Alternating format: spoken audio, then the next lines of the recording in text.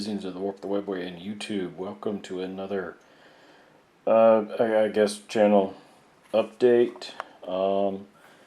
So recently I picked up a model for Warmachine and Hordes. It's the Vulcan for the Crucible Guard. I was doing it in sub-assemblies to allow me to paint, because clearly I would want the wheels here to be a different color from most of the armor here, and the pipes, because I won't have access to these once I put the faceplate on here. And granted, unless you get right up on it, you wouldn't really be able to see it, but I'm kind of one of those guys, I like the color to go from the bottom to the top so they can all see it. So far, I've been pretty pleased with this model. I've been working with my airbrush. I did make one mistake, and y'all might be able to see if I can see the metal flaking on my paint.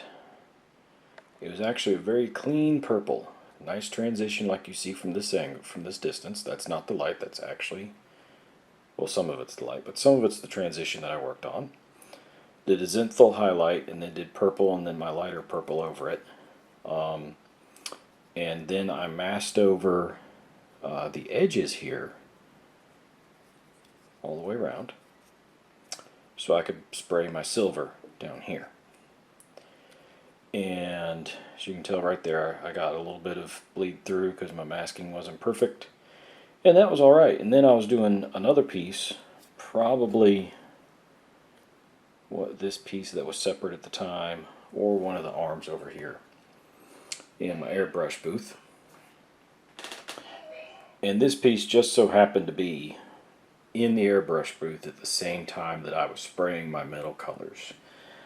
I should have taken this out, because as you can see, I've got a little bit of that metal flake all over the model now. And at this point, I'm not gonna fix it. I'm just gonna see what happens after I rust it up and make it look all Crucible Guardy.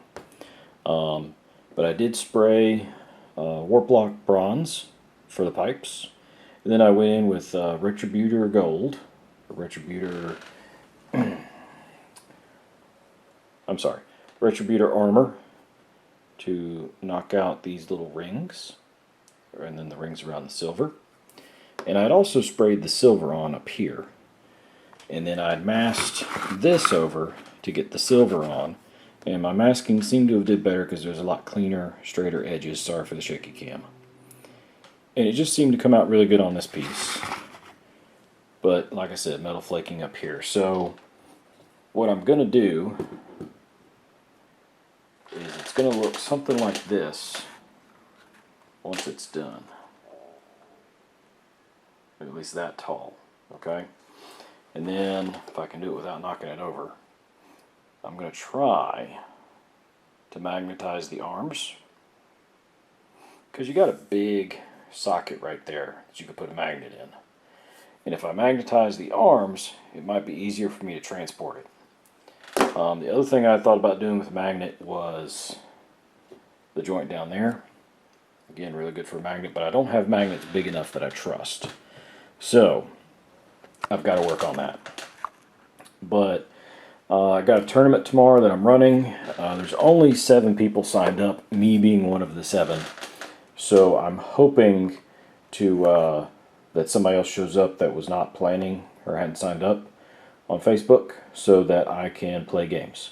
If not, I'll still run the tournament, of course, for the 6 people that show up to play, and I will then step out and build models or something, and kill time that way while I run the tournament.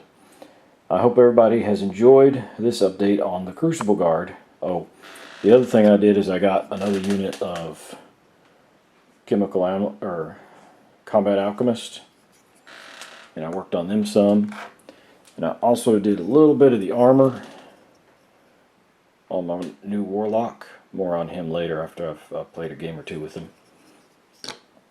So, more is coming on the channel. I'm going to get back to a regular scheduled program.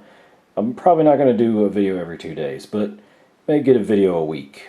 I think is a reasonable goal with my current life schedule. Let me know what you think of these models in the comment below. And remember to like, comment, and subscribe, and hit the bell button so you never miss an upload.